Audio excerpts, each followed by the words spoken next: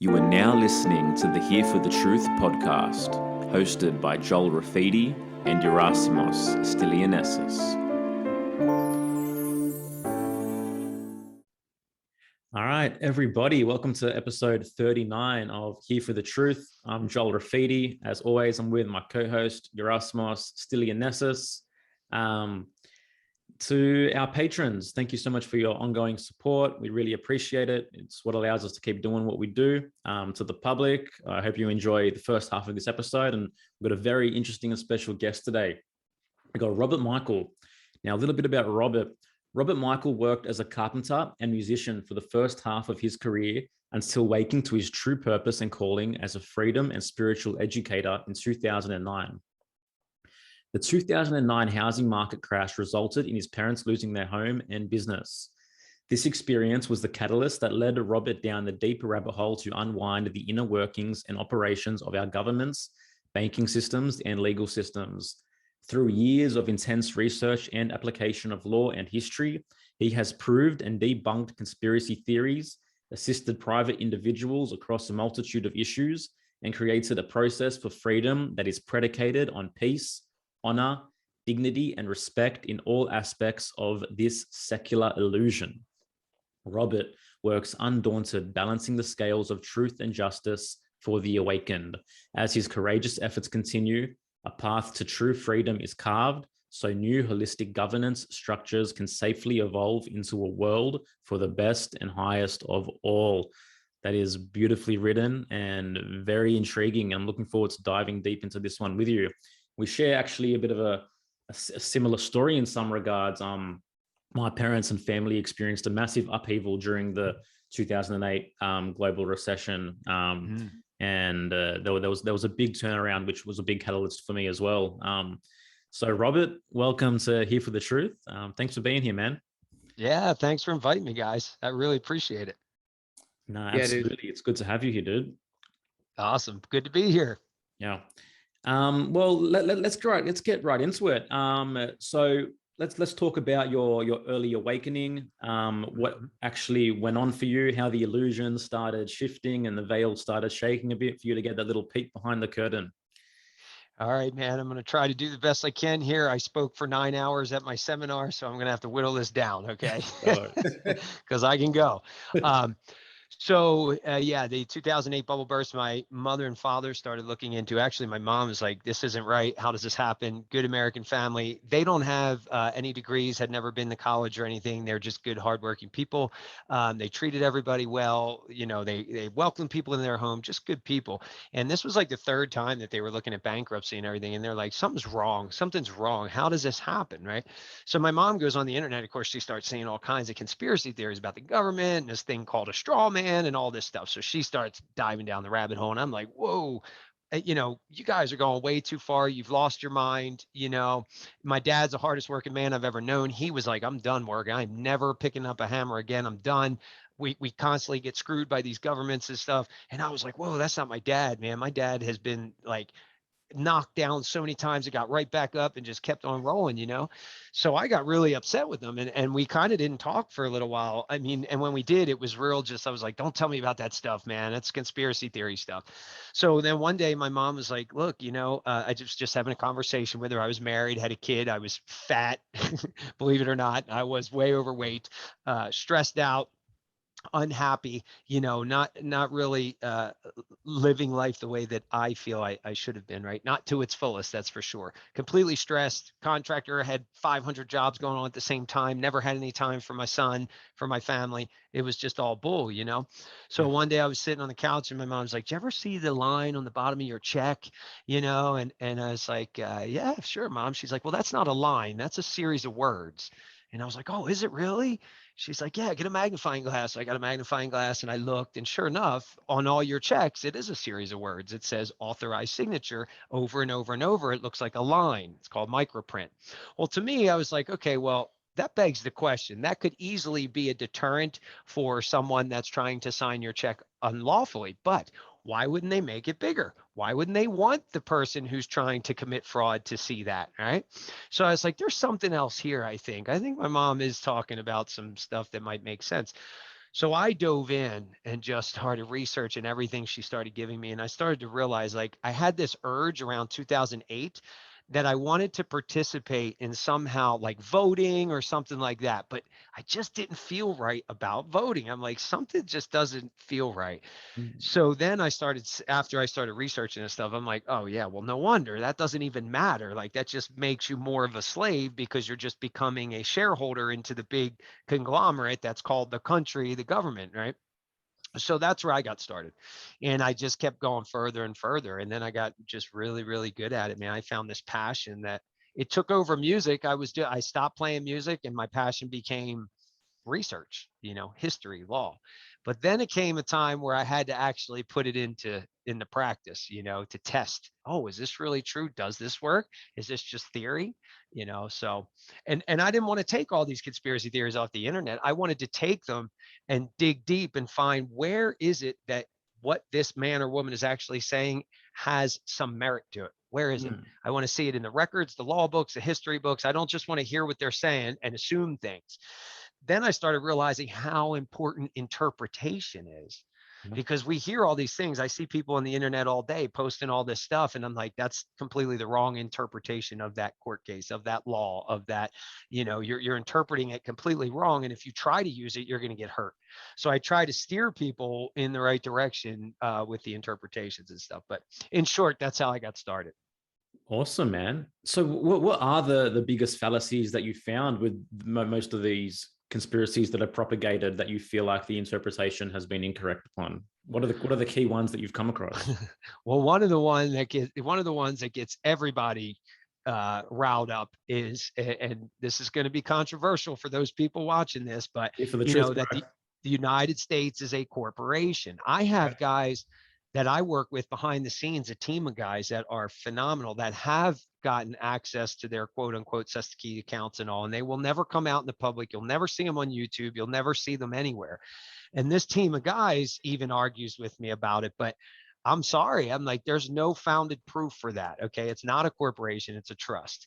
And I mean, people have given me all the usual stuff they find on the internet, oh, under, 15 USC 3002A or A15. Sorry, it's not actually 15 USC. I forget what it is, but That's it's right. anyway. I'm like, that's completely wrong. That's misinterpreted. Then they'll show me like filings of where the United States filed its corporate documents. I've debunked all of those. I'm like, no, it's very easy to debunk. You just have to look at how filings actually work. Okay, so but that doesn't mean they don't function in a commercial corporate capacity. Mhm. So it's really doesn't change anything that if you're on that track, right? And you believe that these entities function as corporations. It doesn't change how they actually function, except for me, it changes how I address them, because I address them as a trust. And when I address them as a trust, they follow it. All right. When you address them as a corporation, they don't give a crap what you say half the time. They'll just brush it right aside Yeah. because you're giving them a way out. You're giving them the corporate veil to hide behind. When you address them as a trust, there is no corporate veil. That's called a ministerial duty. When you're a trustee, that's a ministerial duty, meaning they have to listen to the higher authority, which is the beneficiary, which is me, or the grantor, which is me. So it puts the whole thing into a different perspective and makes you much more powerful. And again, we all know, well, not all of us, but many of us know this is about language. So when I found that, I was like, oh my gosh, everybody's telling me it's corporation, it's corporate, and I can easily knock this out of how it's not, So that's one misconception. Another Yeah. misconception is like you set up a PMA or private member association and a 508c1A trust and you're hands off by the government. It's like, no, that's not how it works at all. Actually, we're helping defend a few PMAs right now that are getting attacked. It's not government hands off. It's not tax free if you don't if you don't have the proper structure and you don't follow the proper procedure and you don't read these court cases on how the government actually looks at these things, you're way off the mark and you're probably going to get hurt somewhere. So I just try to help people understand, look, here's how these things really work and how it's been shown to me that they are the most protective, and that when the government does come knocking, it's easy to push them off because things are set up and functioning properly. So those are just a few examples. Very interesting, man. So on the most basic level for our listeners, what is the relationship between us and the government, and what are the most basic tactics in which the government tries to, I guess, control or enslave us on some level? Okay, so basic principles are everyone's a debtor. Doesn't matter how much money you have. Everyone's a debtor, and everyone is under military law, right? People say, well, we're going to be under martial law. You've been under martial law. That hasn't changed in well over probably 200 years or close to it. Everybody's in commercial. So commercial law, military law, and debtor status, right? And that starts at birth. And all that, like what you see with the COVID stuff right now, that's all just debt collection. And we do not have a health freedom problem. We have a financial problem. We have, that's really what's going on. It's debt collection because they have registered you as a debtor, and then they gave you a benefit that you took. And as you use that benefit called Social Security, every time you give that number out, every time you register to vote, every time you sign one of these agreements with them, they have jurisdiction because you're giving it to them every single time. You keep giving them jurisdiction by taking this title of your name. So what happened was they gave your name over, your parents gave your name over, which name rights, these are property under property law, okay? So when you give property over to the state and it's registered with them, they have a whole list of contracts and terms and conditions that you must follow. They're called codes and statutes, and there's usually about 8 million of them, right? Mm-hmm. Which is why they say ignorance is no excuse for the law. Well, if it's no excuse for the law, then how the hell am I supposed to memorize, no 8 million codes and statutes? So that shows you that it's not really the law. That's the policy you agreed to be under by having that debtor certificate, which is that registration of birth and birth certificate. Okay, so we know for a fact that every man and woman has 17.4 million in an account. That's a fact. Okay, and that's a fact that's been proven because we are together with a team that are actually some knights in the UK, and they pull these bonds and everything. So we know what they look like. We know what they are, and that's really the crux of the matter. Is everyone is functioning like a debtor under this system, but the difference is the whole smoke and mirrors is you're actually the creditor, and when you can flip that whole thing around and get back in a creditor position, everything changes. It's like hands off, and anything they do becomes a charge against them. So any charge they try to charge me with becomes reversed, and it's a charge against them. And they don't like that because then they have to pay their taxes on it, and they don't like that either. So how does someone go from being a debtor to being a creditor? It is a very long, it's a long, intricate process that I can't disclose in the public. Gotcha. Okay, that's why, because the guys that are doing this and that we're teamed up with, the one guy's been shot twice. He's been ran off the road, flung through the window. Men in black have shown up, and they're like, no public. We will allow you to do this and teach people as long as it's private, no Holiday Inn seminars, nothing like that. So what I do is I try to bring people in, right? And I bring them behind the private wall at the House of Marcus. And I try to bring them I try to step out in the public and just walk that fine line of, I'm not going to tell you how to do it. I can only tell you that it exists. And if you want to know more, you come behind the private wall. So we're just getting set up now to where we can start milling people through, but it has to do with depositing, your birth bond and everything back into the treasury and all that stuff. Finding out your QSIP number on your birth certificate so you can trace, the bonds and all the money made off it. It's pretty intricate, but it can be done, and it has been done. Now we just have to figure out how we're going to streamline it and keep it private so that they can't shut us down. So, sorry. No, you go. So from your research and your analysis, what is the history of this system? How did it come into place? How far have you gone is in terms of who's behind it and who put it there and where did it come from? Yeah, well, the system is thousands of years old. The slave system just goes back, they've revamped it many times, and then certain players have come in to try to, orchestrate it and be the slave master. But currently speaking, I mean, we're dealing with the Khazarian mafia. Huge. If you don't know anything about the Khazarian mafia, I would suggest that everybody research that. They have infiltrated. They're a bunch of robbers and thieves, Satanists that have infiltrated, these systems. They've infiltrated the royal families. They've infiltrated the banking industry, which is your Rothschilds and Rockefellers and things like that. Okay, so they're the ones who are doing all the satanic stuff for the most part. And that is essentially who is controlling all of the money and everything, right? You've got your central bankers, the Rothschilds pretty much control all that. The Vatican, their players, China, they've pretty much infiltrated just about every government. Okay, so and they're not very nice people, and they want to see the rest of us pretty much be their slaves forever, and that's what they're attempting to do. Now, what they're doing right now with COVID wasn't supposed to happen until like another 10 years. But since everybody's waking up so fast and they've been cut off from what I've been told, they've been cut off, from the spiritual plane, so to speak, that they're not allowed to do this. So they are hurrying up and trying to push everything. And that's why we're seeing these constant, mandate after mandate. And it's like, it's moving faster and faster because they're scrambling to try to keep the creditors from coming back and discrediting them and pushing them out.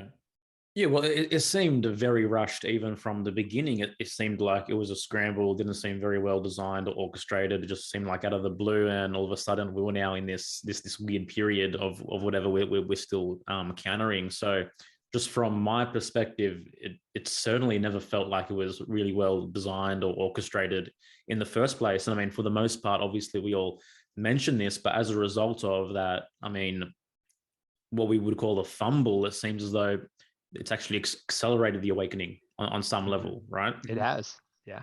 That's what I love about it, because as they keep pushing and accelerating, what they're doing is they're accelerating the awakening, because people get to see the great revelations, right? We're in the time of revelations, the great revealing. They keep seeing the more these guys push, the more they reveal, and the more people start waking up. And that's what I really love doing, man, is helping people, helping light bulbs go off for people.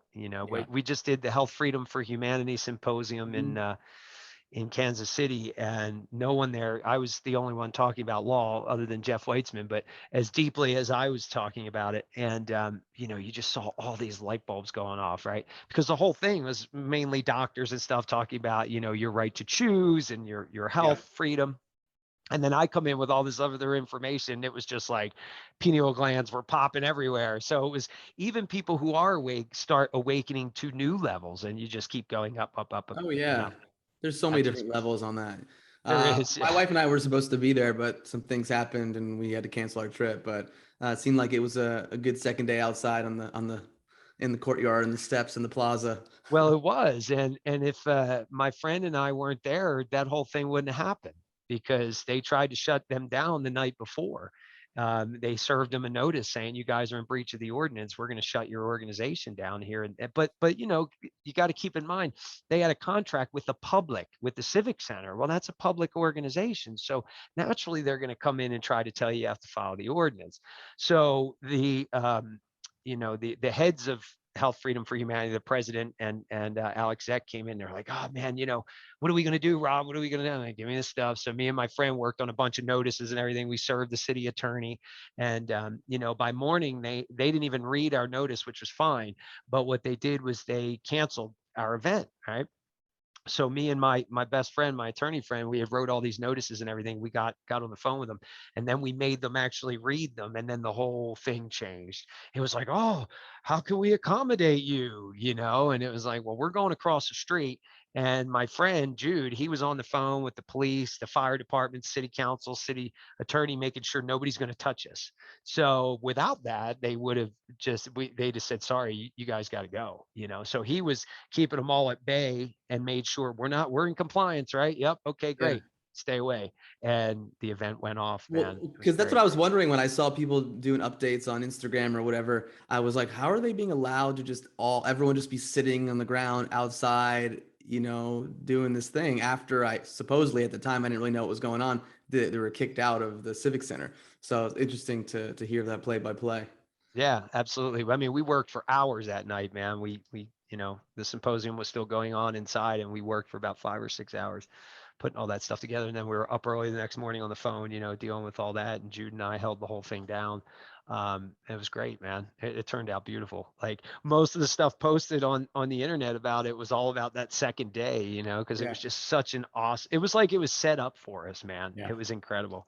And I'll never forget, like, once I got done speaking, which was like 9:30, 10 o'clock in the morning was when I was speaking. And I got done and I went up to my hotel room, which was just happened to be on the 22nd floor. And I looked out over the field, and I see across the field, there's a Catholic church behind the Civic Center that you can't see from ground level. And I noticed this flag was flying, and I looked at it and I was like, that's the Vatican flag. I've never seen the Vatican flag flying here. Not that it doesn't, but in my, because I'm very aware of the Vatican and how they function, and I've had run-ins with them, so I get it. But I was like, that's a very interesting sign. I looked out this window for 3 days and just now saw it.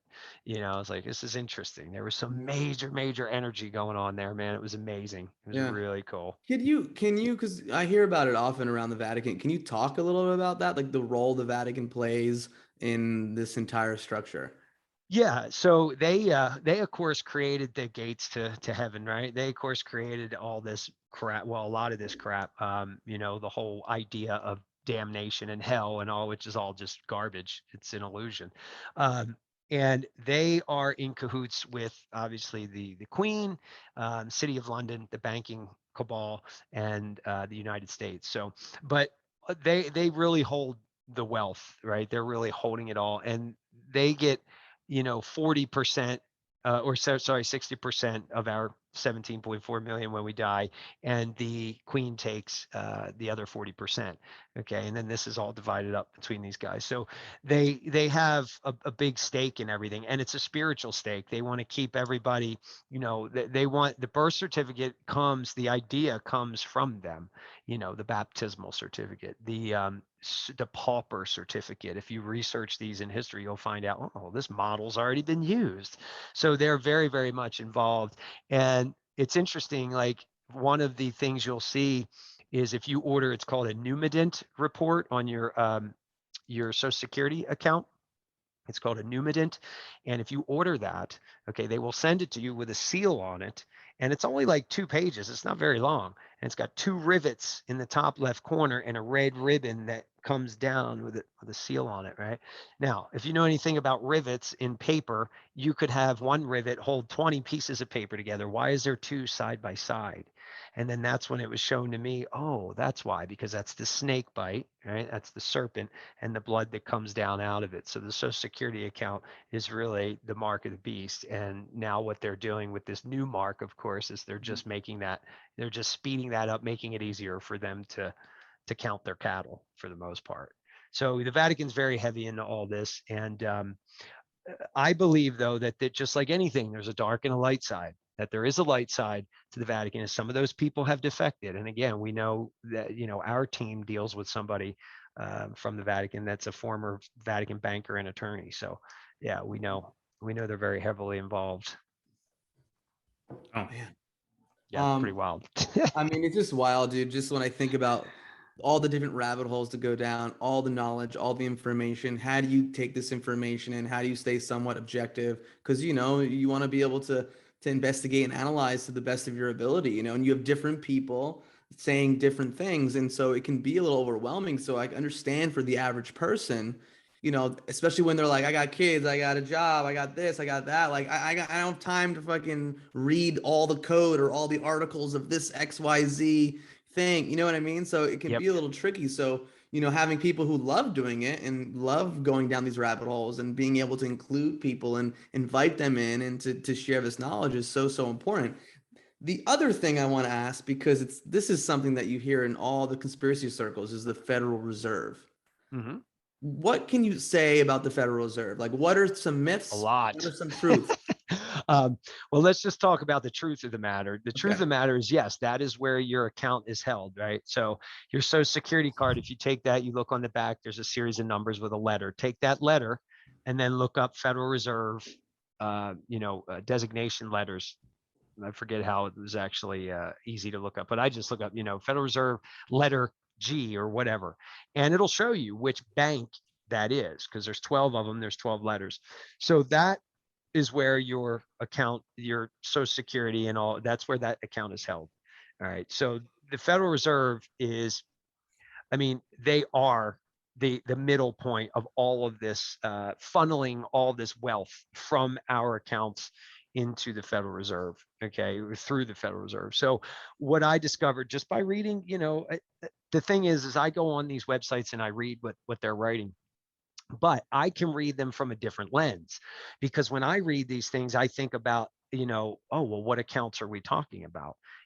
So I went on Social Security Administration. I found this PDF from an economist that wrote this whole PDF about how they take the Social Security money that the government, the little pennies they put in there, and they take this amount, if you will, and they invest it, and then they trade on it, and they make more and more and more. And then when you're old and decrepit and ready for retirement, then they put back the amount that you paid in. Meanwhile, they've made millions and millions and millions off of your entire life off of this account. So the Federal Reserve plays an important role in intermediary, securities intermediary that way.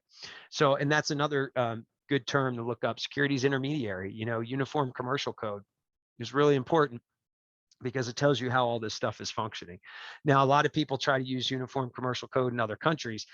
I don't particularly advocate that, because not that you can't, I just don't, it doesn't add up to me, because Uniform Commercial Code is a federal, Washington, D.C. federal code. It doesn't necessarily mean it's for other countries, unless you're trading with someone in the United States and it's for like shipping and things like that. So if a company ships goods and stuff over, they want to protect it, they want to put a lien on it, they can use bills of lading and all that stuff as instruments. That's all in the Uniform Commercial Code. So if you're from another country, you can do that when you're dealing with somebody from the United States.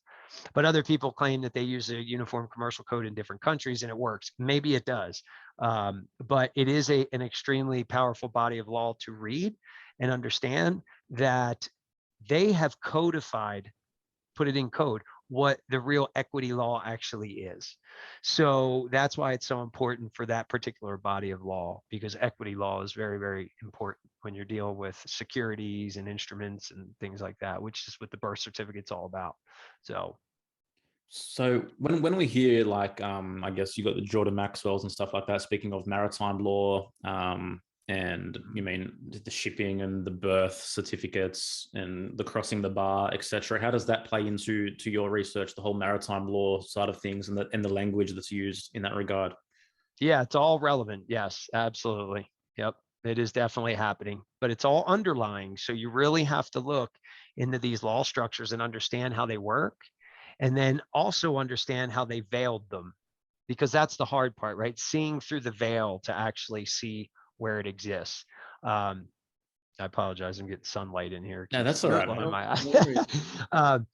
So yeah, that's all relevant. All the Jordan Maxwell stuff, the maritime law, all of that is really, really pertinent. Yeah. 100%. Yep. It's. Can you guys give me 1 second? I'm just going to pull that line down. Hold on 1 sec. Sorry, y'all. No worries, man.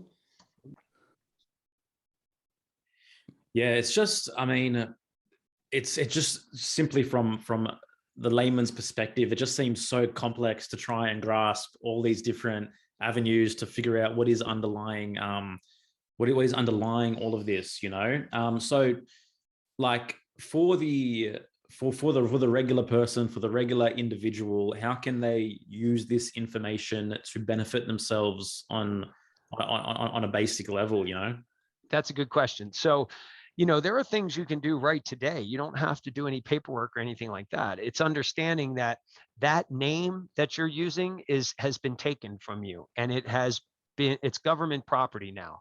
So anytime you use that name, right? First, middle, last, first, last, they have all different spellings for it, uppercase, that type of thing, that they're not talking to you. They can't talk to you, because they can only talk to the entity in the organization, which is an agency of their government. So your name became an agency of the government so that they can do the maritime business thing, because they can't do that with you, the living man, with your real name, which is why I go by Robert Michael.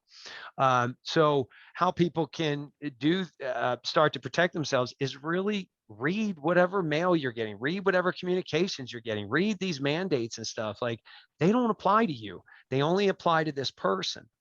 So yes, it's complex, but the basics are: stop agreeing to be the property, get rid of your name. No, I'm not that name. So people go, well, how do I travel? How do I? And yes, there is a lot to that, right? To really be able to move about freely without being hassled, which is going to take some time before we get there. So really try to disassociate from the name. Here's a really good thing that people can do. Stop giving information to anyone. You get pulled over, you don't have to give any information. All you have to do is say, am I under arrest? Am I free to go? No, no. Okay, then I'm not giving you any information because I have a right to remain silent without my counsel. And you have to say it that way. You have to say without counsel, because you just told me I'm not free to go and I'm not under arrest, but yet I'm not moving. So I'm under a sort of a custodial arrest, and this is an investigation. Is this an investigation? No, then you shouldn't be asking me any questions. And I actually had an officer tell me on the phone, because I purposely got myself arrested in June because I wanted to, play this game with them and see, not really play the game, but I'm going to come at them from a commercial side, and they're going to come at me thinking that they're applying the law, and they have no idea what the law is, right? They think they're in this, police type law structure. And I'm like, no, no, no, we're in commercial law. We're just talking contract here. I'm not going to give you any information. So I said, you better get your superior on the phone, because, there's 5 goons outside my window. My girlfriend and I, they're trying to break the window. And I said, well, before you break that window, you might want to call your superior, and I just kept talking to him very kindly. Look, I wouldn't do that. I'm telling you, I wouldn't do that. Call your superiors. They call the superior. Superior's on the phone. I want you to call him. Here's his number. So I call him, start talking to him. He goes, look, I finally got him to admit, and we have it recorded, where he says, okay, really, honestly, at a bare minimum, we need your name, birth date, and address, because we just need to look up if you're a criminal or not. I said, so you don't need a license? No, we don't need that. We just need your name, your birth date, or your name, your birth date, and your address. Okay, great. Well, of course, I wasn't giving them that either, because they wanted to link that to my hidden account, and I wasn't going to allow that to happen. But technically, I could have gave them that. They could have went back to their car, said, okay, you're free to go. You're not a criminal. Here's a ticket, whatever. And normally I do handle it that way. I take the tickets and then I accept them for value, which is a commercial process. And then I return them to them paid, right? So what I'm saying is, when you accept a commercial contract for value, when there really isn't a contract there, the officer's handing me a contract with this ticket. If I accept that and I place a value on it and I return it to them and I write without recourse above my signature, I mean, there's specific language, then they have to pay that.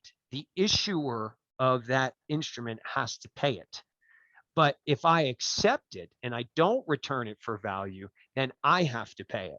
It's just this hot potato game. Yeah. So normally that's all I do with tickets. But this one particular time, I was like, no, we're going to take this to another level, because we're going to eventually get this into federal court. And I'm going to show how much money they've made off of this one stinking little traffic ticket, and that they're all going to be responsible for paying taxes on it. And they're not going to like that. Not to mention, I can yank every one of their jobs. So I took it to another level just to try that. But stop giving information. There is no law on this planet that says your private information is mandatory to give to anyone. Stop doing it. I have a right to remain silent. CPS knocks on the door. I'm sorry. Who are you? I don't know you. Have a nice day. Get off my property. You got a warrant? Nope. Get off my property. Shut the door. You don't owe them a name. You don't owe them anything. The first thing people start doing is, well, my kids are, in school, or they're this and they're that. And you just hung yourself, because they're going to take every piece of information that you gave them. They're going to flip it around. They're going to find where they can charge you with the information, so they can charge your hidden $17.4 million account and make money off of it. That's all they're doing with these charges. So stop giving information. Super important. That's So a this golden rule.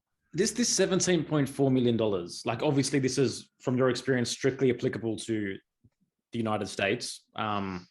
I believe it's across the board. It's anybody with a birth certificate, because what they do is they put a value on you for your, and granted, it may be different just because of the currency, differences. But Yeah. when you're born, they estimate you at, I think it's 20 years of labor.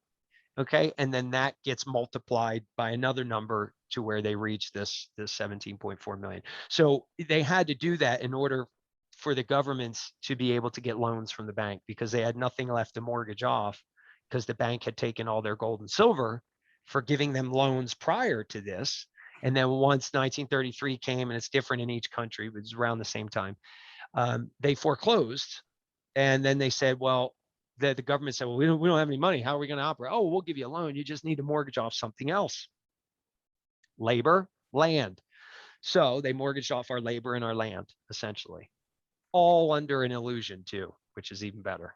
Yeah, well, that was my next question: is where is it generated from? Like, where does it, where does it come from? Right. Smoke Yeah. and mirrors. Where it comes from is our belief. And that's why it's so important that people are waking up. They're not believing this crap anymore. Because just that belief alone, changing that belief is switching everything over.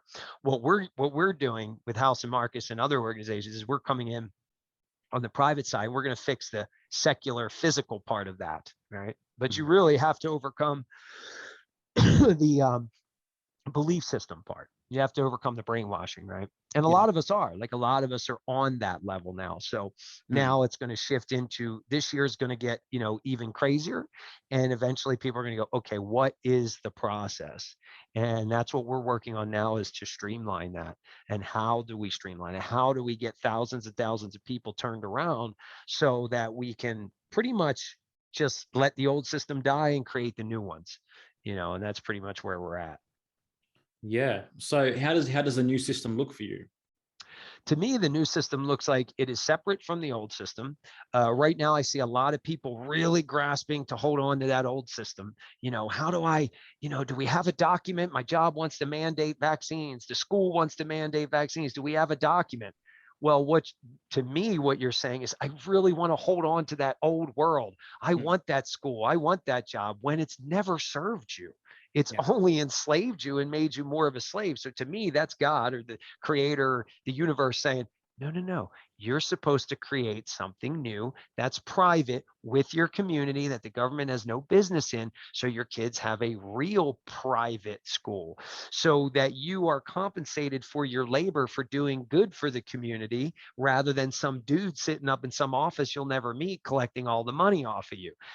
So those new systems begin with that very grassroots private membership type of thing. And we all start working as private communities. And the key to that is the government only regulates what is public. So if we are out of the public, they have no jurisdiction in what is private. They don't have any jurisdiction over private property, but they've taken all the property. So when we flip the script and we make sure that that private property is protected in things like private trusts, common law trusts, and things like that, we're building these new systems in the background. And eventually they're going to start to grow and grow and grow to where the old system now just looks like some crazy nut house, which is really looking like already, where people are dying, and it eventually dies off. And the new systems just take over to be holistic, caring, loving, all that. And those people that don't want that world, they want to hold on to that, and they can't let go. Well, they're just going to go down with it. They're going to go down with the old world.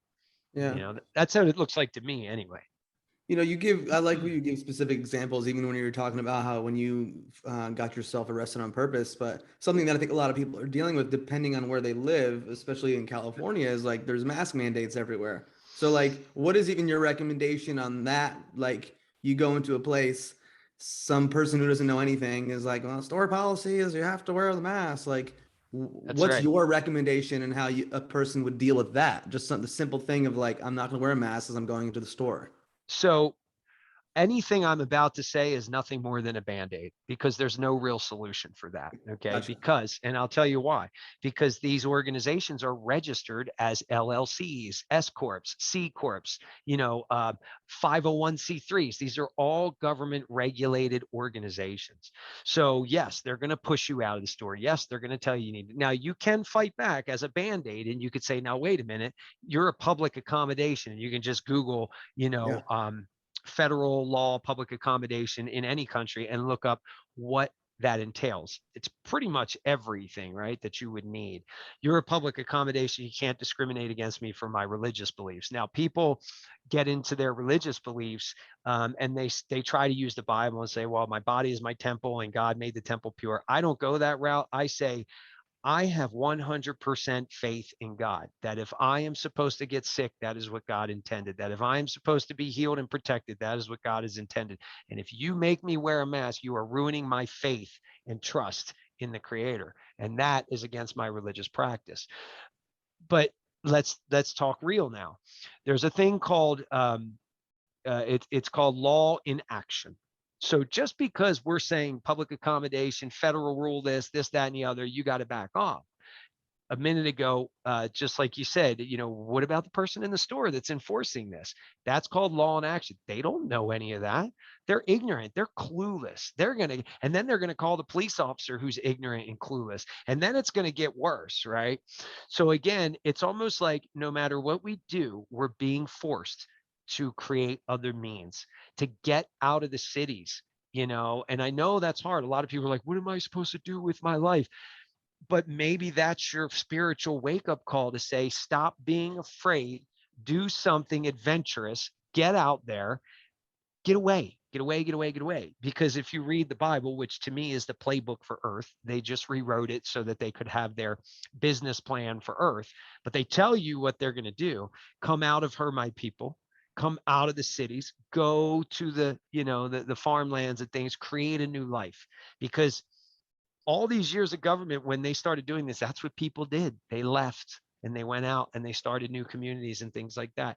It's no different this time, other than, I don't think they're going to destroy the entire earth this time like they did, pre-Rome and all that. But so there really isn't, we offer some documents on our website for like work and stuff like that, that people can donate for. But to me, it's just a Band-Aid, because they're going to take the jobs from you. They're going to follow through with their agenda, which is to crash the system and force you to change your life. They're going to force you to change your life. And if you don't want to change, you're just going to go down with the ship.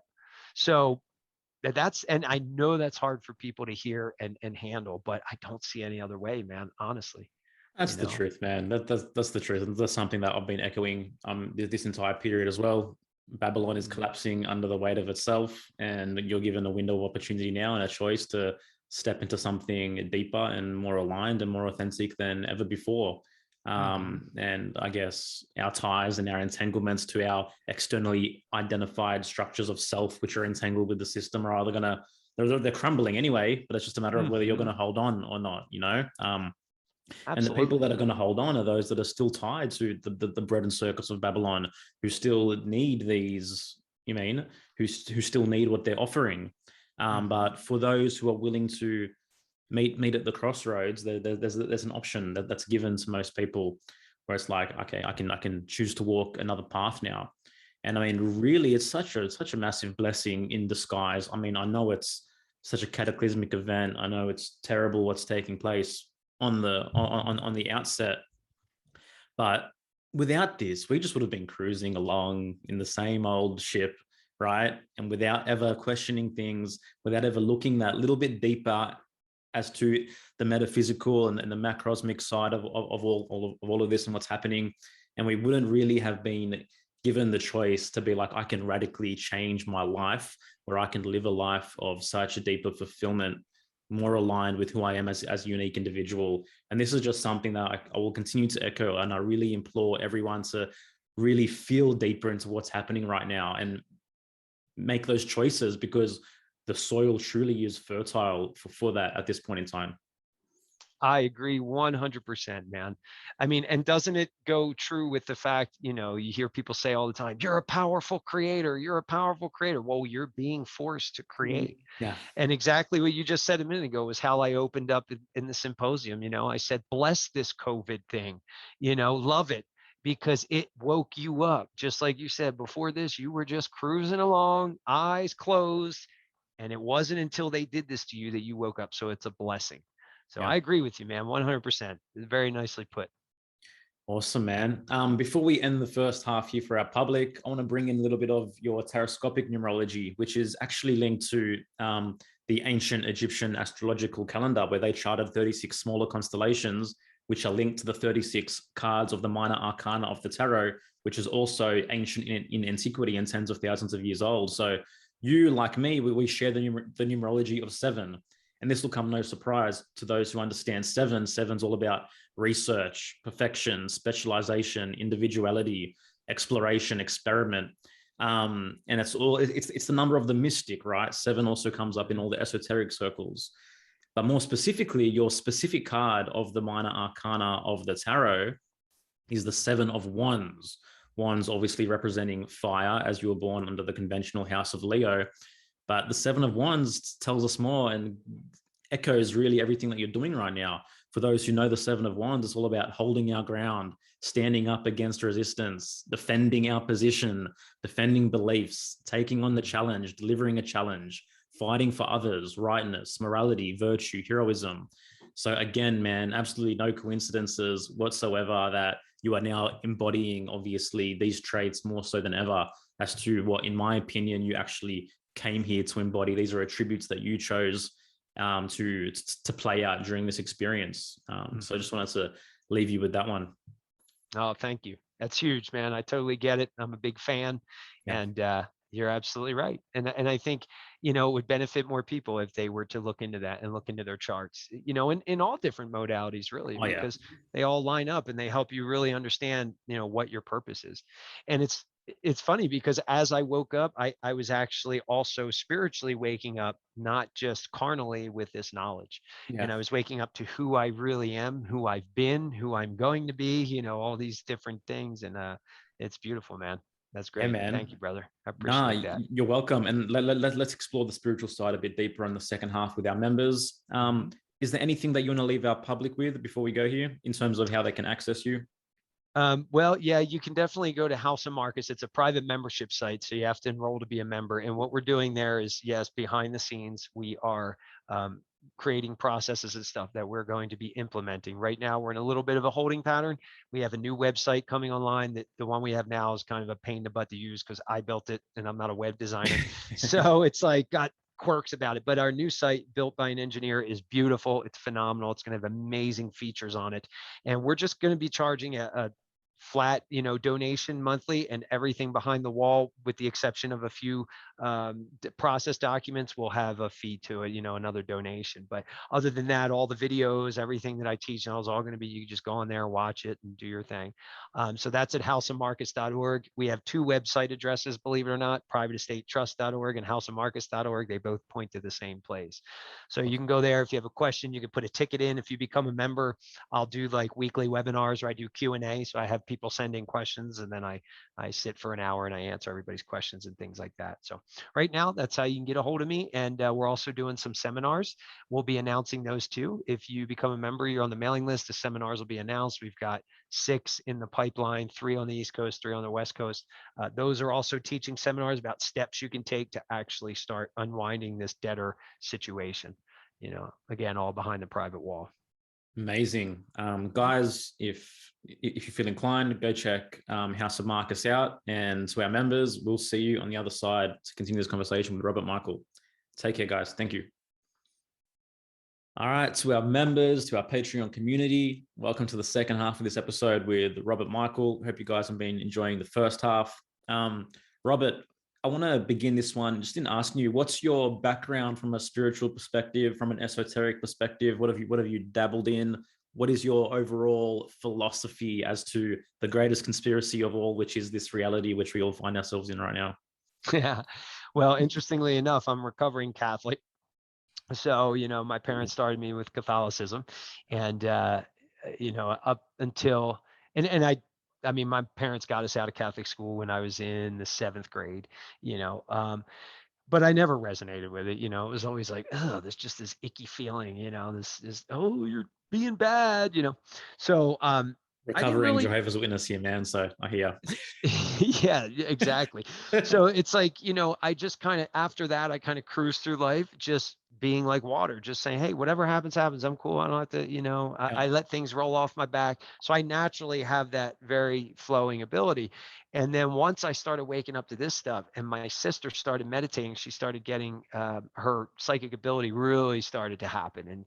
And she started getting in touch with my guides. And I also knew, like, my mom, once she left Catholicism, was on a search for spirituality. So she started looking into, what was called New Age at the time, all these different, the tarot and all these different modalities, and seeing psychics and stuff and getting readings. And, she got really good with her own intuition and figuring out who's actually pretty accurate in what they're telling you and who is kind of not really functioning according to the light codes, so to speak. So I always just had this in the back of my mind that, oh yeah, I believe it all. I'm not going to not believe it. How do I know? Right.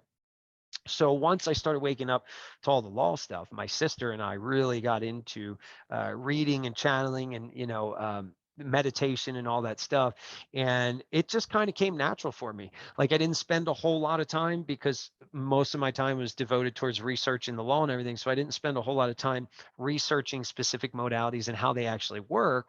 I just kind of naturally flowed with them, you know, and naturally started embodying these principles. And what was interesting is as I went through life, people would come to me and they're like, oh man, I love the way that you know, put these principles of, you know, Buddhism out there and Christianity and this, that. And I'm like, well, I never studied any of it. It's just what I do.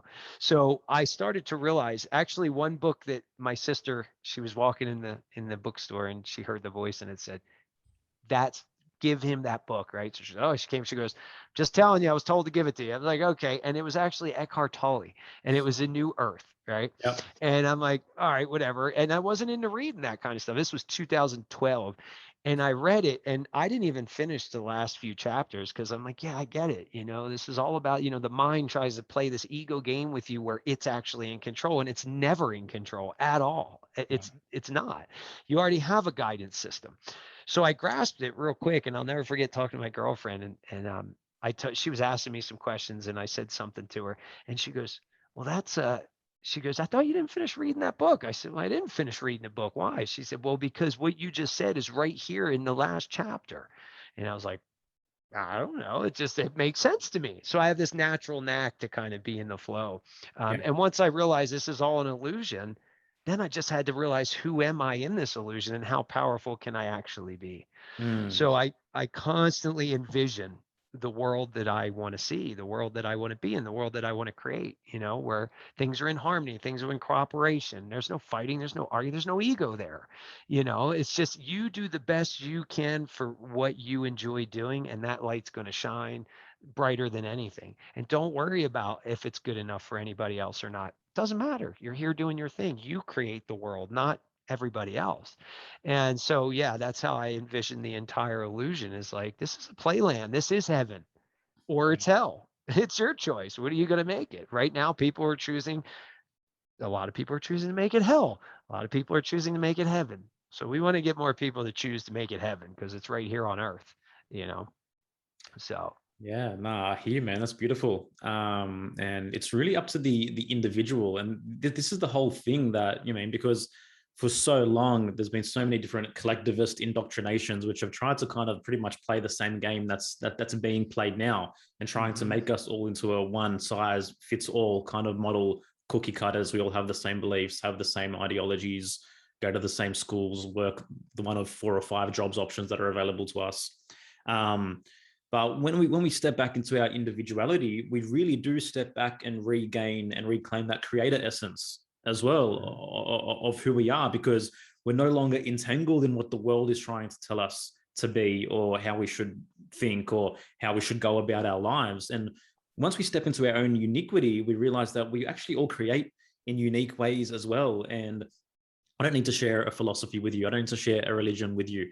It's up to me and my experience to determine what is being unlocked within me and how I can best use these individual nuances, which I know are innate to me and not innate to you, to live my life. And the things that I enjoy are obviously different to the things that you enjoy. And so the path begins to carve itself as we begin to dive deeper into ourselves and develop self-knowledge. And we realize that we're actually all living, walking, breathing zodiacs and universes unto ourselves. We're all individual cosmoses on some level. And we can really then begin to own our power and create from that aspect of owning our individuality, as opposed to everyone's stuck in this savior-like program still, where it's like, someone else give me the answer, someone else tell me what life is, someone else tell me how to navigate COVID-1984. But really what this whole thing is telling you is to navigate yourself, become your own shaman, look within, own who it is that you are, and begin to figure out things on your own, you know? Absolutely, man. Healing those past traumas and stuff too is super important with all of that, because you know, if you keep buying into those belief systems and those traumas, you're never going to allow the space to expand. You're already closed off. And I had to go through, I mean, I came from a rough neighborhood, low income, you know, poor, you know, and I mean, we did some very dishonorable things, growing up. Like, I was always having to fight to defend myself in the neighborhood. And, I mean, we just did some really hard stuff that as I got older, into my early 20s, 19, 20, 30, or 21, 22, I left that when I left New Jersey and I went to Baltimore when I was 20, and all of it changed because I got to realize that I'm more than this little town. I'm more than what these people think I am. And I actually thought I was stupid. I literally thought, well, I'm just stupid. My father finished high school. He's a carpenter. I'm a carpenter. That's all I'm going to be, is a carpenter and musician. And it wasn't until I took bass lessons from a jazz teacher, and he told me how quickly I learned jazz theory was unlike anything he had ever seen. And that's the first time it sparked in me that, wow, dude, you're not stupid. Like, you figured out something that his college students can't figure out, and you're a Yeah. high school dropout. And it was, so that one lesson linked to the next one and the next one and the next one. And I kept healing all these traumas by disbelieving who I thought I was. Yeah. So yeah, it's super important to let go of those belief systems, because your story is not who you really are, or certain aspects of your story are who you are. You choose, Yeah. don't let the world determine that. I mean, that's the big thing about the hero's journey, It's like one of the first books I read was Siddhartha, and you have this person who's like living this royal, glamorous, life, and he's like, well, this isn't the path for me. This isn't. I'm gonna go outside the royal palace, and I'm gonna go on this journey. I'm gonna discover who I am. I'm gonna go through these trials and tribulations, and like what you said before, like my life has taken so many different turns because like one choice led to the next thing, to the next thing, to the next thing, and I just having that inner curiosity to keep growing and to keep learning, and then to be able to be open to having those little mentors that pop up across the way, like if that jazz teacher didn't say those things, or if you didn't hear them in a certain way, what path would you have taken? So I just think it's important for people to be able to be open to when these people come into our lives, not to be like, oh, you've taught me this, I'm going to bow down and you are my guru, you're my leader, I'm going to do everything you say. But just to be like, to grab those little nuggets that allow you to just shine a light more on who you're meant to be, like this seed of consciousness that came on this planet at this time. It's all the stuff we talk about divination and human design, or all these different systems that shine a light on that as well. And I just think it's awesome. It's really cool. When you leave Jersey, you leave the small town and you go, oh, wow, there's so much more to life than just this small little period of time, Yeah, in this little existence, and it's so important to just, believe in who you are. And like you said, man, I can't agree more. You take those nuggets from the guru. The guru's only showing you things that you need to take for yourself. He may show you things you don't need to take. Leave that. Take Yeah. what you need to take for you. And that's what I would do with all these lol guys on the internet. I would take certain things and I would say, no, that other piece doesn't resonate with me because I've researched it and I don't feel I need that, but I do need this piece because that's what resonates with me. So, and it's not a good or bad. It's just stay in your energy and feel, right? Yeah. Because if you feel, then you'll feel what's right for you. And your little internal, buzzer goes off, goes, oh yeah, that's good for me. Oh, that's not so good for me. Yeah. You know. Well, even for spirituality, it's like I mean, I grew up Greek Orthodox, like Jersey, I went to church all the time. I was an altar boy, but I never felt like so connected to that, and then I went through my journey growing up of like, oh, I think there was a small period of time I was like, I'm agnostic. I don't even know if anything, exists, whatever. But then I never picked one thing and was like, okay, I'm a Buddhist or I'm this or I'm that. It's just my path has just been taking in knowledge and learning and healing my trauma and like and really getting into the body, and connecting to my body, not disassociating from my body. That to me has been a deep spiritual practice of understanding like, wow, I could feel sensation. I understand what's going on in my body moment to moment. I'm not just like this walking head, and nourishing my body with the food that matters. I just like that to me is my spiritual practice, is connecting deeper with nature, connecting with this world here and feeling the vitality that's just pulsating through me moment to moment. That's Anyways. beautiful, man. That's exactly it. Becoming more and more connected with the natural environment and the natural things. And as you do, and your body starts to vibrate and resonate, you'll feel what's right and wrong for you. You know, Mhm. you'll feel that pizza you're putting in your mouth doesn't feel good. It might taste good, but it doesn't Yeah. feel good, you know. Yeah. Um, and I love pizza, so No, that's no, a I tough get one. it. But Of course, I mean, but we also have to have fun too. yeah, So don't limit yourself. Oh, I can't touch. No. That's not true either. You're supposed to enjoy this reality. because that's the vibration too. It's like, what happened if you just ate that pizza and you were like, yo, I'm with my fucking homies right now. I'm with Robert. I'm with Joel. We're having some pizza. We're great. We're hugging each other. Fuck COVID-19. We're going to hug each other. It's all good. Versus, oh my God, I just ate this thing. I don't feel well. Oh my God, I shouldn't be eating this. My health coach told me not to eat. It's like, you're better Right. off just eating it and loving it than, you know what I mean? Exactly. And you know, like again, if you are truly centered, you know that you're not going to continue to eat that. You're just Yeah, enjoying the moment in exactly. time, you know. And And that's the that's how thing. yeah, that's how it is. And I guess, you know, my whole family's like that, as you could see from my Instagram post with the death of my uncle, you know. Like we were partying, man. It was like the first funeral I'd ever been to where I'm like, that was a great funeral. It was a Yeah. great funeral. I mean, we partied, man, and we celebrated just the way that he would have wanted to. And yes, I probably drank more than I should have, but you know what? Yeah, I was having a good time. And I wasn't going to worry about it because I know come the next day, I'm not drinking anymore. Like that's Yeah, not my yeah. thing, you know? So, and the way you just described, you know, about hanging out, hey, the three of us are hanging out, reading pizza and all, that's been the way that my seminars have been. And this Health Freedom for Humanity, it's like, when we're together as a group and we're all just flowing, I mean, man, it is such a beautiful community, man. It's so awesome because everybody accepts each other for who they are, differences or not, and we're just there enjoying the moment. You Yeah. know, it's been that's been the most beautiful part of it. Because some Yeah. people said, well, you're going to keep doing these educational seminars. Like, aren't you going to get to a point where you've taught enough or you've taught them? And I said, yeah, but then what I'm going to do is record so many of them, different levels, and then we're just going to start having community gatherings, you Mhm. know, because that's really the fun of this thing is having the community there, you know.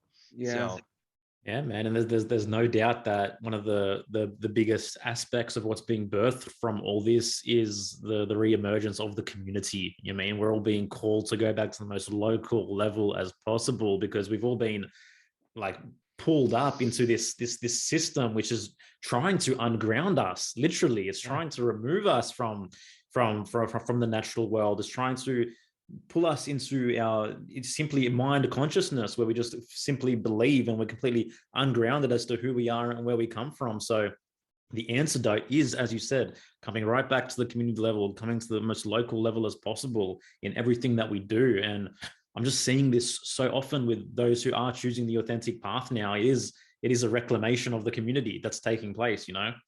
absolutely. It's funny too, because I found myself going into this little new practice of I stopped shaking hands. Like everybody puts our hands out. I'm hugging. Sorry, you get a Yeah. hug from me. I stopped shaking hands. I'm a hugger, man. I'm a hugger. Yeah, So me too. I'm like, why am I shaking your hand, dude? Give me a hug. if You we know? ever meet in person, we're gonna give a big Jersey hug to each other, all Oh, right? hell yeah. Dude, I've Yeah. hugged and kissed so many people in the past few months. It's insane, you Yeah. know, and I love it. I'm And like, you're this is, still alive. yeah, and I didn't get any disease. Is a miracle, you know? And I agree with you, man. Oh, you were gonna say something? Yeah, go ahead, but I'll remember. Go No, I ahead and was gonna finish up. say it's just incredible. And we talk about this all the time. It's just like when you stand in your truth, you speak your truth, you vibrate at a certain level, similar people just come into your life. And I've met the most incredible people. Oh, The most yeah, me incredible too, people man. the last year and a half, 2 years. Me Like too. And soul family. specifically over this, yeah, over this last year and a half. I mean, it's been amazing. And Yeah. that's why I said, let's bless this COVID thing, man. It's Yeah. been a blessing, you Yeah. know. Even so, what I was going to say is, I wanted to tell a little bit about my uncle's passing. You know, my uncle was the closest family member that we had. I mean, he loved us like his own children. We always had fun. He was nuts, man. I mean, the guy was just nuts. No matter where we were, he's the loudest voice in the room, other than my other uncle, which was his brother that died early as well. But the two of them, man, the stories they would tell would always make you laugh. I mean, they loved you. You knew if they loved you, and they knew if they didn't like you. You know, they were just straight up. And he went in the hospital about a month and a half ago, and I was like, and he went in for pneumonia, and I'm like, son of a bitch. But I knew he wasn't like he didn't follow what we follow. He didn't like look at COVID. He listened to the news basically, right? And he still wasn't awake yet. And my aunt and all. So at first I was pissed. I was like, son of a bitch, you're making this choice. What the hell are you doing, man? Like, wake up, dude, wake up. And so we went in the hospital, and they basically killed him with the protocol. They absolutely killed him with the protocol, right? Yeah. So I had a choice. Could I be mad? And at first I was a little mad. Like, how could he do this? And how could they do this? But I know how. But anyway, so I let that go. And the interesting thing was, after he passed, my sister being psychic, we all wait. Whenever somebody passes, we're like, and my sister's name's Lori. Laura, what's the message? Because she'll get a message soon as they get to the point where they've actually crossed over. And she was standing in the shower just like the day before I went to Jersey for the whole viewing and all. And she was crying. She called me up and she said, he came to me and he said, people don't realize how bad I struggle with depression. They think I was the life of the party, but I was always the one struggling with depression. I just put on that show because, that's what I did, and we knew that. We knew he was struggling with it really bad. And he said, I was dead 3 days before they took me off. I left 3 days before they took me off the ventilator, he said.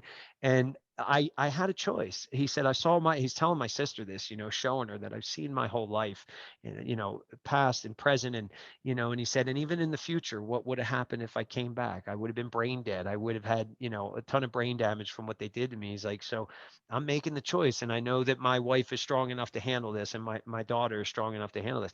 And damn, man, that changed the entire mood for me. Cause I was like, wow, he consciously made this choice and stuck to his guns, because he always said, if I went early and they had me on some sort of machine, I don't want to live like that. Like, pull the plug, and he stuck to his guns. And I'm telling you, the whole entire ceremony was just, there was sorrow, especially at the viewing. It's Catholic viewing. Everybody comes in and is, whoa, everybody's crying. Of course, you got to get through that. You got to heal. But after that, when we all met out at the bar that night, it was his 60th birthday too. Wow. So we had his yeah, just on that day, man, we had his birthday party, and it was a freaking blast. And we danced and we hugged and we loved each other, and we were a family again. We haven't seen each other in forever. And it was a beautiful event. So again, embodying and embracing these principles of the whole cycle of life and what it's really all about. This is just an illusion, and we're here to enjoy it. So enjoy it, create it, make it what it is. Don't buy into, all these years they've been teaching us how to create their world so that they can control it, because they're getting us to create it for them. Well, that's over. We're done doing that. We don't need to create for them anymore. We create for us, and them, we bless them because they helped us see that, so that's why I don't get into like fighting and stuff, fighting for your rights and all. I'm like, no, you already have rights. You don't need to fight for them. Doesn't mean you don't defend them. It just means you don't go out there and start, banging on their door, telling them to give them back to you. No, you just block them from being able to step on them, is really how I function. I don't go out there and start raising the flag and knocking on doors and telling them we're going to lynch you in the street. It's none of my business. As long as they leave me alone and I can continue to do what I do in the private, they can stay over there. But once I give you notice and I tell you this is the line and you step over it, now we have a problem, and I'm going to defend myself, So that's what my mom taught me when I was a kid. Like, you don't beat anybody up. You just defend yourself. You don't start a fight, you finish it. Okay. Sounds good, Ma. That's a good lesson. I'll take that one with me. Yeah, I mean, I had to living on the street that way, because it was like, if you didn't defend yourself, you're going to get your ass kicked. And I did many times, but there were times where I defended myself and didn't get my ass kicked. It was, and what's funny is, if I tried to bully somebody, which didn't happen often, but if I tried to be like, the tough guy, I got my ass kicked. I got my ass handed to me.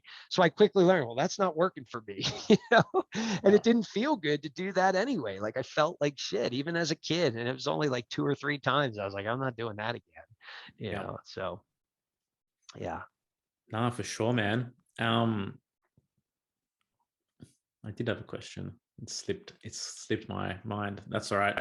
But I guess like the overall thing that we're really, grasping at here is that getting back in touch with how you feel about something, because this entire malignant culture and the system is designed to make you respond based on how you think about something and what your mind is telling you. But intuition, as we've kind of explored here, is about feeling. And it's really about connecting back to the body. So really tuning into your decision-making response based on what your body is telling you, which is what you're feeling.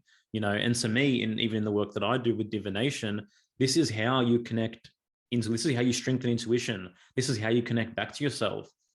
And even like with healing trauma and moving through our shadow, it's like we're getting these little cues from the body saying, hey man, you've left this door open, there's something here you've got to resolve.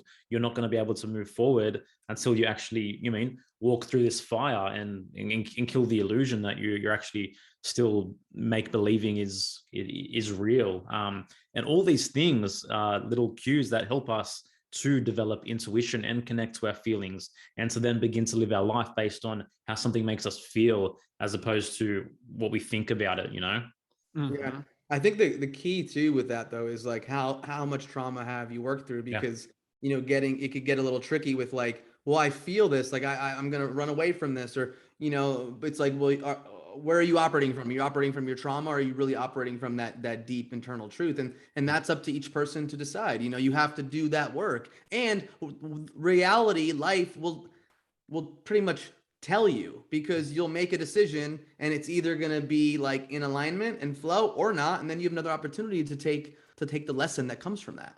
You know what I mean? And that's why life is such a beautiful series of lessons.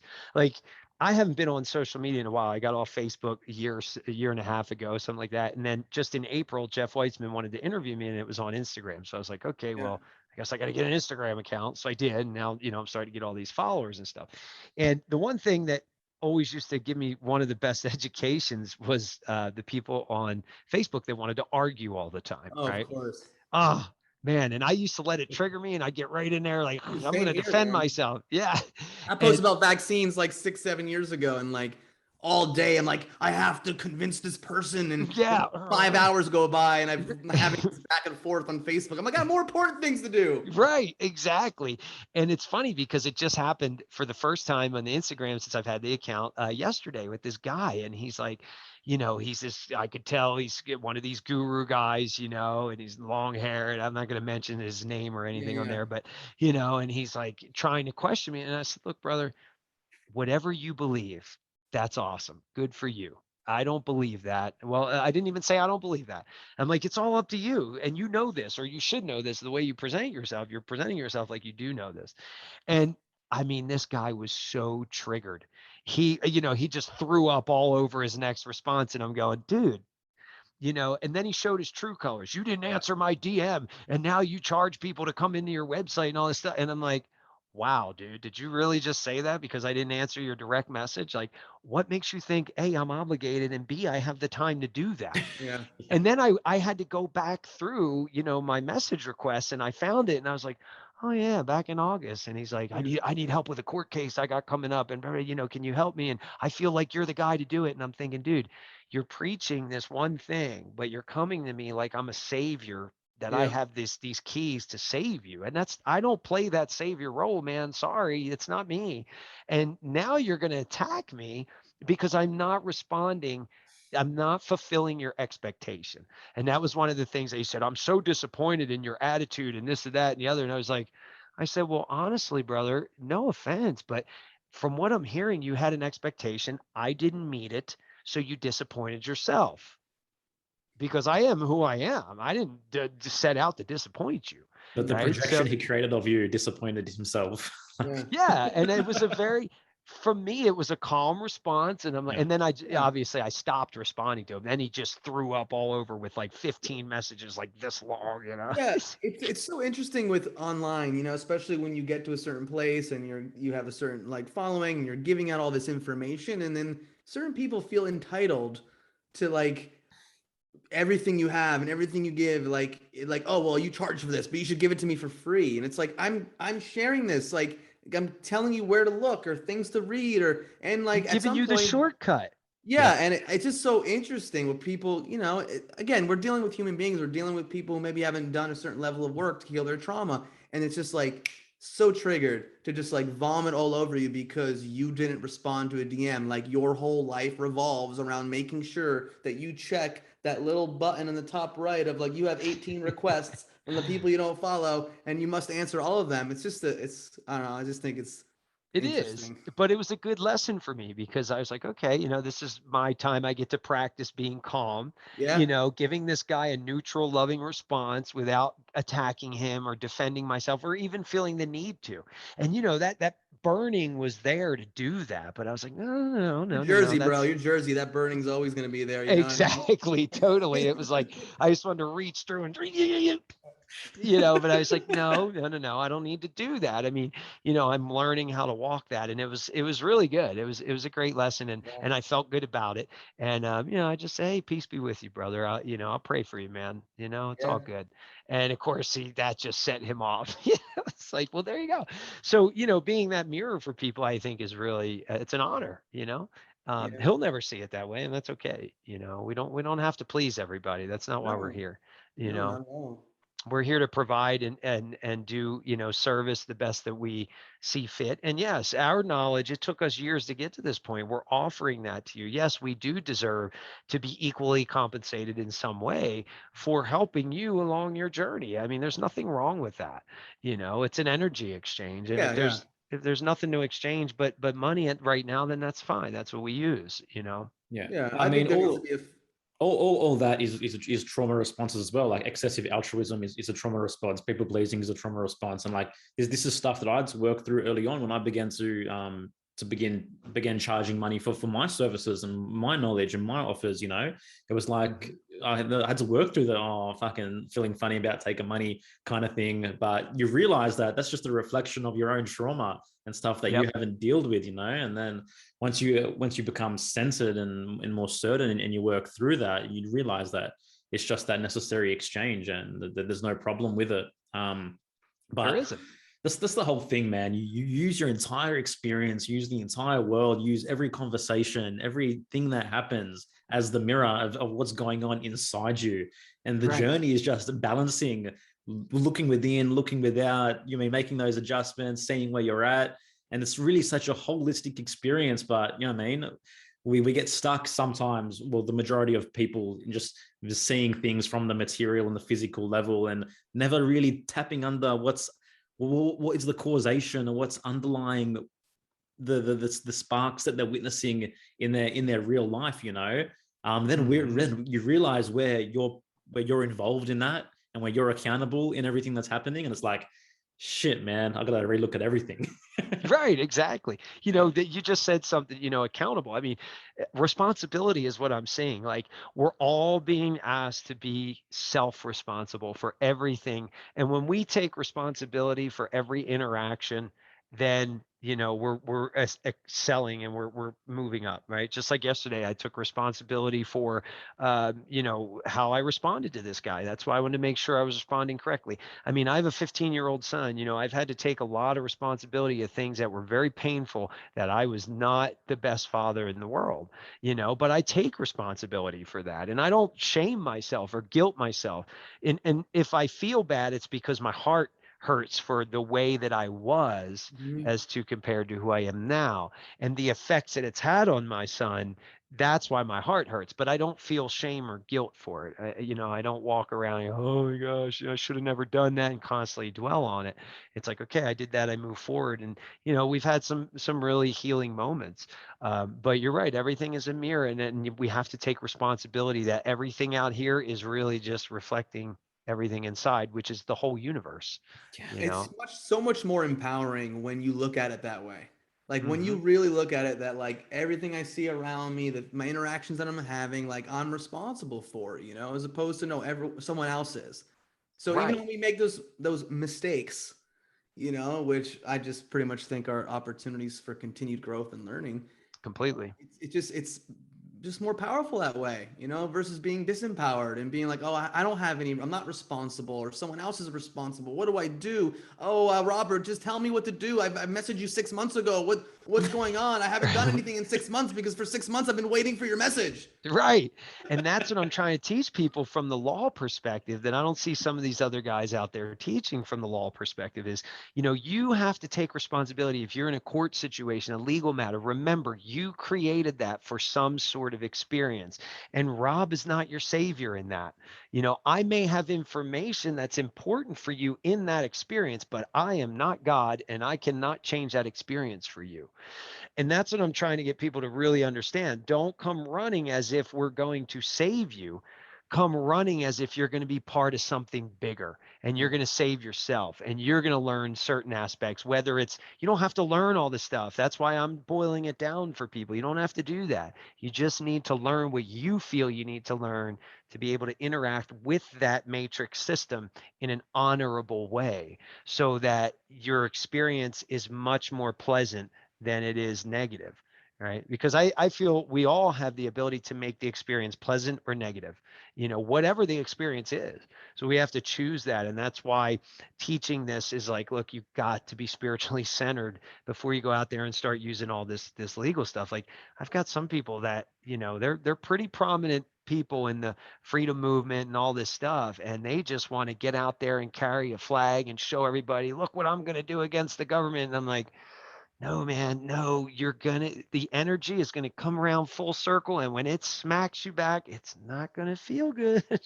You're doing it for the glory of yourself. And that's not the right thing, man. Take responsibility and, be responsible for things that happen to you. And if things aren't happening to you and you feel like you need to go agitate something, just be ready for what's gonna come back. Don't start a fight, finish it. You go start one. And that's the other thing, man. It's like people that start, these fights when they take on the government with all this stuff. I'm like, you're fighting the largest war machine on earth that's been doing this for thousands of years and have perfected the war machine. If you think you're going to win with that, good luck. My prayers are with you. Just don't be disappointed. Very few make that stance happen, Yeah. So I try to stay away from that. Mhm. Yeah, man. Peace is the most powerful thing in the law. It is the most powerful because the way the whole law structure works is on like the admiralty law thing, right? The military law. It works on war. It works on constant conflict. Court was created as a virtual battlefield so that they didn't have to kill each other with swords. They could do it through words and all this other stuff in the courtroom. So it is a battlefield. And when you read legal treatises and stuff, they will tell you court is a battlefield. However, arbitration, which is a private mutual, working out of the situation, is much more peaceful, which is why they killed the hippie movement and the peace movement in the 60s, because it was seriously powerful. Because if you're not warring, they don't have anything to war with you on. They have to create something to war against you with, right? So peace really is important and it really is powerful. That's why they take out all the peaceful leaders, because they don't want people catching on that that's where the true power is, because technically by law, they can't war against you by universal law.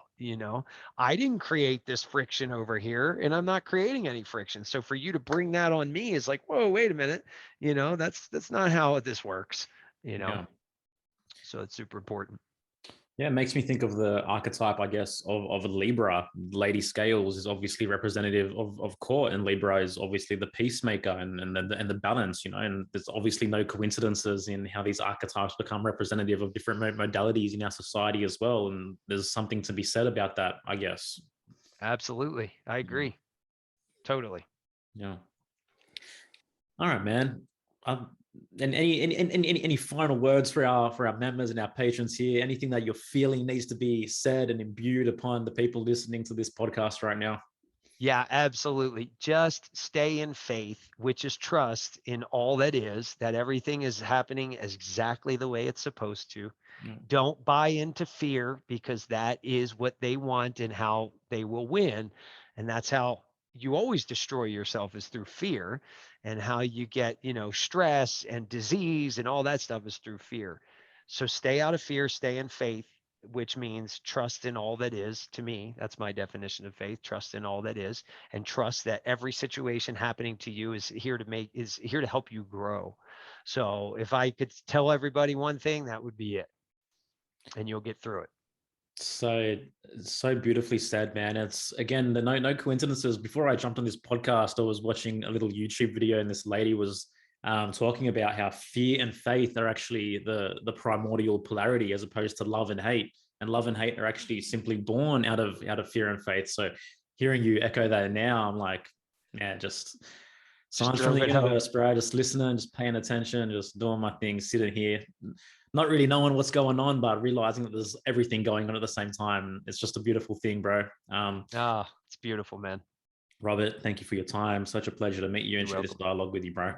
We're gonna pop all your show notes, all your information in the show notes for those listening. If you're feeling the call to go check out Robert deeper, please do. And yeah, thanks for listening, everybody. Take care. Yeah, thanks, man, for coming on.